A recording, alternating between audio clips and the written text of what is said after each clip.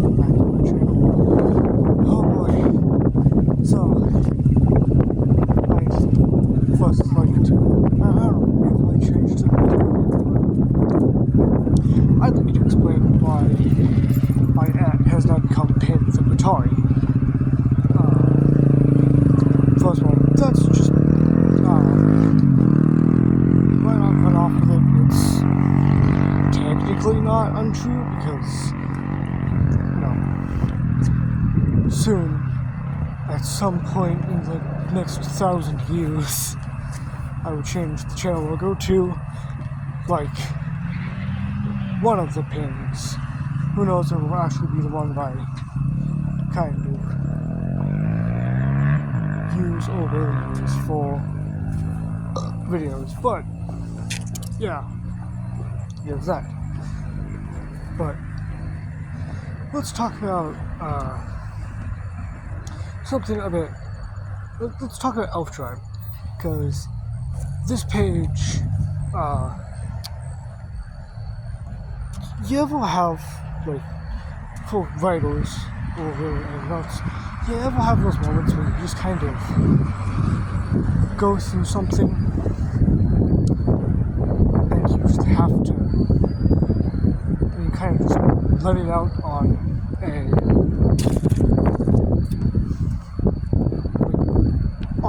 writing standpoint, like for readers, you know how like a writer, like how a book, like how an author or a writer have these, like sometimes have these moments in their books where it's like, it feels like they are putting a experience that they went through, or a sort of like a heavy feeling into that part. And, well, I kind of had one of those moments today. And technically I had one moment with making this page.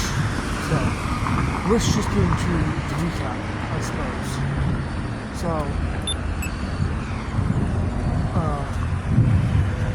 last time, I think, basically just had given Frog sort of pep talk into sort of talking Leah, the shop owner, into going to the Royal Oven Balls, like the Royal Oven Ball, something like that. And we have like, at the end of that page, we have her shocked face, and we have her being like, what? So, now we come to sort of the next page, which, is going to be interesting. Basically, Lydia is, I don't really believe you. Like, she doesn't believe that the father has to do that, to take her to the event. And then we cut to, of course, the two royals that are part of this plan. And Toki's like, what is he doing? Like, what is he? No, it's like, is he? And Skull's like, me, like, I don't know, I'm messing it up right now, so like, I think it's like Toki's like, what's he doing? And Skull's like, do you think he's doing what we think he's doing? And Toki's like, probably. But Skull's like, do we deny it? Because I'd be fine if you wanted to do that. Which is the moment of like, Skull genuinely being like, we don't have to, like, this is the moment where we can agree that we don't have to win all. And Toki thinks for a bit, and his face softens, but he gets a little sad looking. And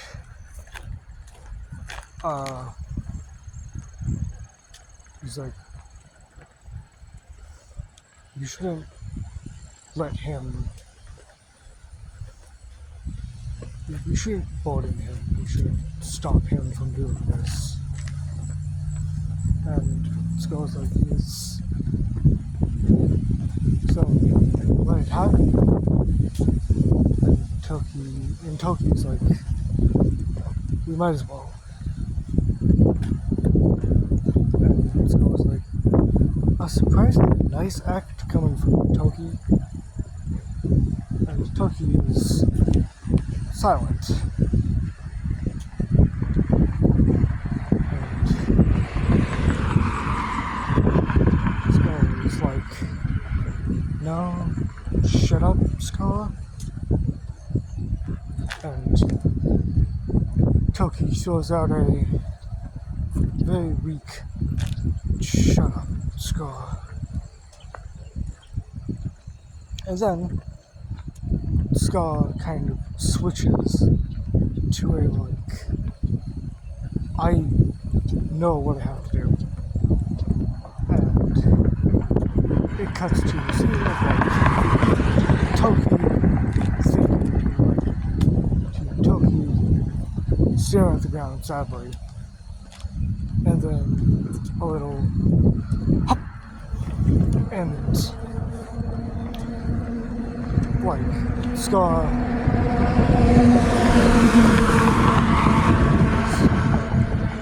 basically hugging Toki from behind. Like Toki from behind, basically, in a little backwards like,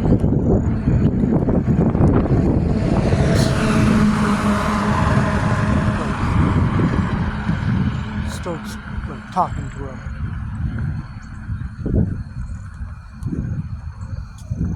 Saying like, it's okay, Toki, or it's okay, Toki. I'm here. I never left, and I never will. I love you, Toki. Which, you know, that moment, like right now, I am about to like tear up because it's you suddenly starting to realize that even if Toki can be an asshole and rude and all that, it doesn't mean that he doesn't have like it doesn't mean he doesn't have a soft side. Like he can be soft. And during the let's go saying that, so on the panels, it's Toki starting to get closer and closer, like breaking down. And the reason why this is making me kind of upset right now is because I won't get into too much detail, but I have an older cousin myself who is going through some pretty shitty stuff right now, and I found out just how shitty back on like Saturday, and it's made its way back home.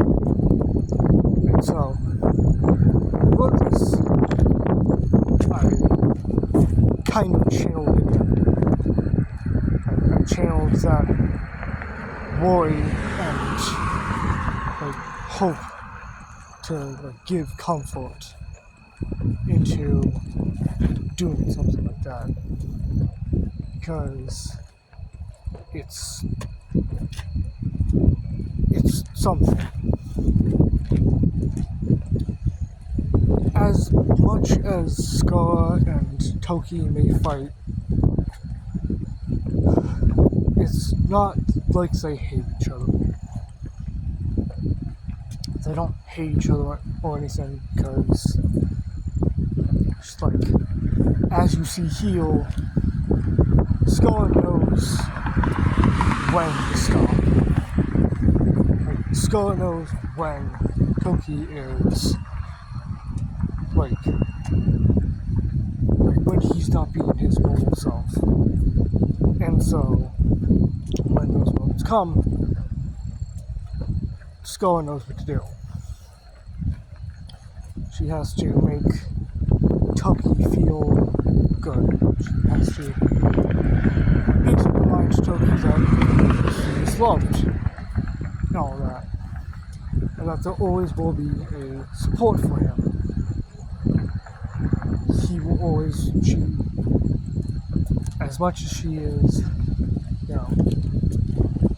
as much as he annoys her a lot and screws with her, she still knows that Toki doesn't hate her really. And she understands that Toki is... Honestly, I apologize if I did, I guess, break it down during this recording. But I want you all to know that if I do, it is not only because I'm in a situation in which I cannot help family that is in pain right now, but also the fact that as I say these words, as I state the words that I state now, I have to remember to follow my own advice, because I sometimes don't feel that way. I sometimes don't feel very good sometimes. It's not very good. And,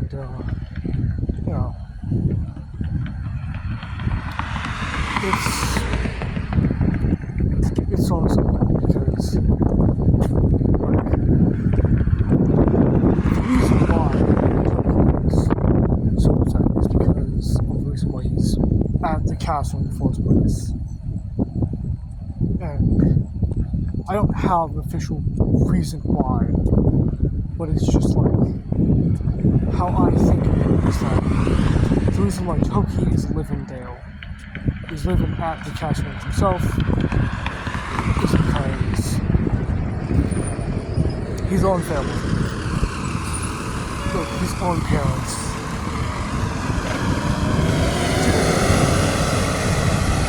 enjoy him, or like didn't support his decisions, and so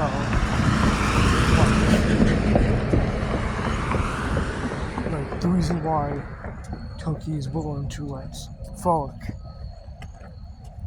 be with Lydia, but Toki is kind of allowing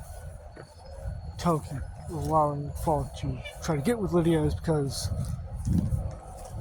of what it felt like for himself. Because he was stopped at some point by his parents and basically told him that he couldn't exactly do much. He couldn't find love. He's going to find no one that does love him. And it's why he's built up this sort of attitude, this kind of hatred of being becoming like a big bully. It's because he's hurting. And he doesn't want to result in that. And Toki just is. The main point is that Toki basically wants to have someone that does love him, either as family, or as a friend, or as a lover. And that's kind of what happens. Like, Toki does get loving family, like his uncle and aunt, his cousin, and as for friends, he gets Frolic, Pin, Zide,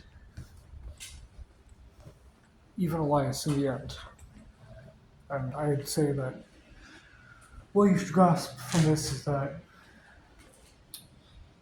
you should never feel like there's no one there to help. You should never feel like there is no one that can give you love. You should never feel like there's no one that can love you, because there is. And you gotta remember that, you know, sometimes there aren't people that fit the description, but, you know, you aren't unloved. You have someone that loves you. They don't have to be an actual lover or anything. They could just be a friend. They could just be a sibling. They could be something. Because just remember this one thing. Even if you don't feel like there's anyone that likes you, anyone that loves you, anything like that, it's wrong. You're wrong. There is always going to be someone that has some kind of enjoyment of you, that loves you for who you are, and that's all that matters. So remember to like and subscribe. I'm sorry that I got a bit deep in this episode, but you know, you gotta remember that there is always someone that's going to love you and that you can love back, because that's how the world works.